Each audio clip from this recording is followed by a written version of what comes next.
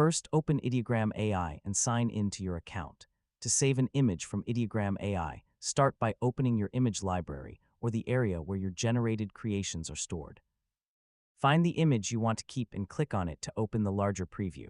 Once the image is open, look for the available action buttons or menu options. Depending on the current Ideogram AI interface, you may see options for saving, downloading, editing, remixing, or sharing the image.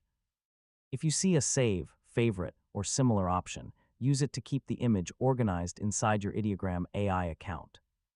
This can be useful if you want to return to the image later and create another variation.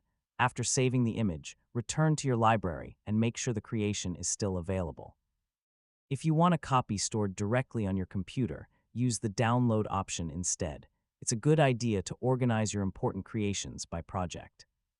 For example, you can keep separate collections or folders for YouTube thumbnails, social media graphics, logos, product designs, posters, and other projects if the current platform provides those organization features. When you generate multiple versions of the same design, save the strongest versions so you can compare them later. You can also reopen a saved creation and continue editing or remixing it when those options are available.